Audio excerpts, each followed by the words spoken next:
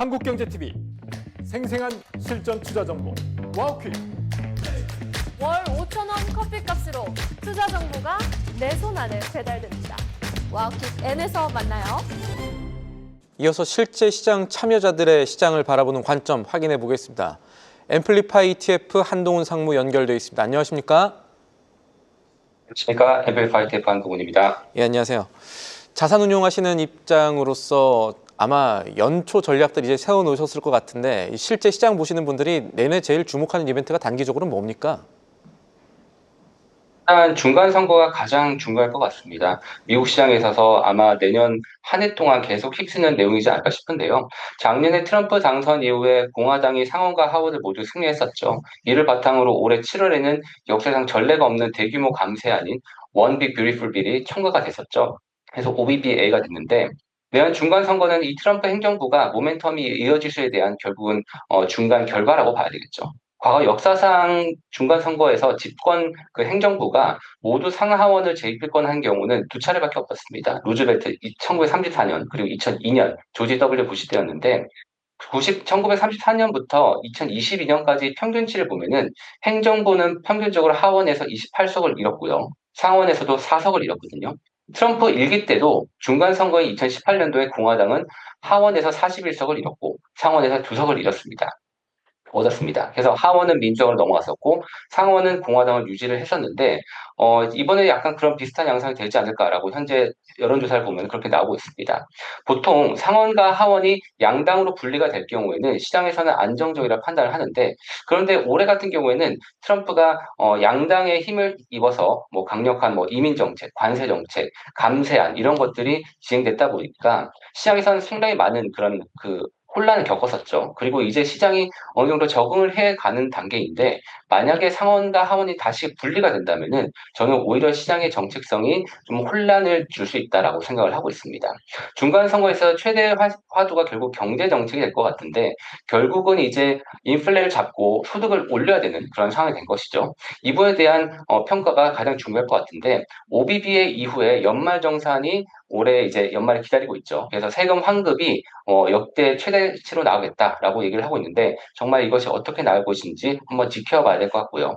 그리고 아직은 이르지만 현재 여론조사를 한번 해보면은 하원에서 민주당이 두석에서 4석 정도의 우위를 가지고 있고 하원이 상원 같은 경우는 공화당이 우위에 있는 상황입니다. 근데 내년 11월에 선거가 다가올수록 여론조사에 상당히 민감해질 것으로 보이고요.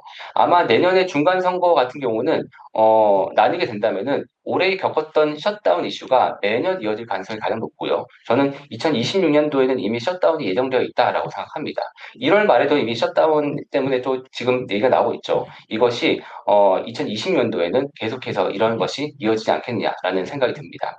그리고 또 거기에 더불어서 관세 정책이 계속해서 지속될 것 같은데 트럼프 행정부는 현재 관세 정책을 국가 안보를 지키기 위한 용도로 사용하고 있다라고 얘기를 하고 있죠. 그래서 스캇 베센트 재무부 장관이 관세 정책을 통해서 미국에게 불합리했었던 뭐 무역, 경제, 안보 등을 다양한 영역에서 재건하고 있다라고 미국 입장에서 얘기를 하고 있죠. 그리고 저희가 보기에는 좀 말도 안 되는 중국의 관세를 100%를 이렇게 부과하는 등 그런 행동을 보였었는데 이것을 통해서 중국을 협상 테이블로 불러들이는 역할을 했다라고 자평을 하고 있습니다. 이것이 결국 유럽과 한국, 일본 등 주요 국가들과도 협상을 이끌었던 그런 계기가 됐다는 것이죠. 그래서 관세를 가지고 현재 국가 분쟁도 막고 전쟁도 막고 이런 것들을 하고 있다 보니까 결국은 이것이 계속될 것이다라고 저희가 봐야 되겠죠. 그렇기 때문에 관세가 주는 변동성은 계속 있을 것으로 보이는데 다만 트럼프의 관세 정책은 위에서 힌트를 줬죠. 협상 테이블에 불러일으키기 위한 용도라는 점을 봤을 때는 강하게 밀어붙이겠지만 결국은 한시적일 가능성이 있다라고 저희가 봐야 될 것 같습니다. 결국 이제 대법원이 관세 판결을 또 이제 1월 달에 할 것 같은데 이것이 결국은 뭐 불법이냐 합법이냐 여기에 대해서 상당히 가타부타 있겠지만 플랜 B로서 행정부 같은 경우는 무역법 301조, 뭐 232조 등 쓸 수 있는 카드가 있기 때문에 관세 정책이 계속해서 진행된다고 봐야겠죠. 다만 정당성 차원에서는 분명히 타격을 받을 수도 있겠습니다. 그렇기 때문에 가장 중요한 것이 경제 지표, 실업률, 인플레이션 등 이런 데이터를 보는 것이 제일 중요한 것 같습니다. 지난번에 말씀드렸지만 뭐 포워드 가이던스보다도 정말 매월 나오는 그런 데이터에 가장 중요하지 않을까라고 생각이 드는데요. 관세가 정말 인플레이션이 일회성이었는지를 확인해야 될 것 같고요. 그리고 이제 미국의 GDP 같은 경우가 특히 올해 좋게 나왔죠. 지금 3분기가 4.3% 서프라이즈가 났는데 이것이 정말 맞는 것이냐에 대한 신뢰성에 대한 의구심도 있거든요. 그래서 여기에 대해서 GDP가 어떻게 나오는지 봐야 될 것 같고, 그리고 고용 같은 경우는 솔직히 약한 고용이 금리 인하에서 주요 논리였는데 솔직히 중간 선거를 치른 입장에서는 고용이 약하다는 것이 좋은 소식은 아니거든요. 그렇기 때문에 결국은 근데 이제 고용이 늘어나는 것을 또 보여줘야 됩니다. 내년에 글로벌 기업들이 미국에 공장을 짓고 리쇼어링을 하는 등 제조업 분야에서 정말 일자리 창출이 늘어날 것인지 그것을 저희가 확인을 해야 되겠죠.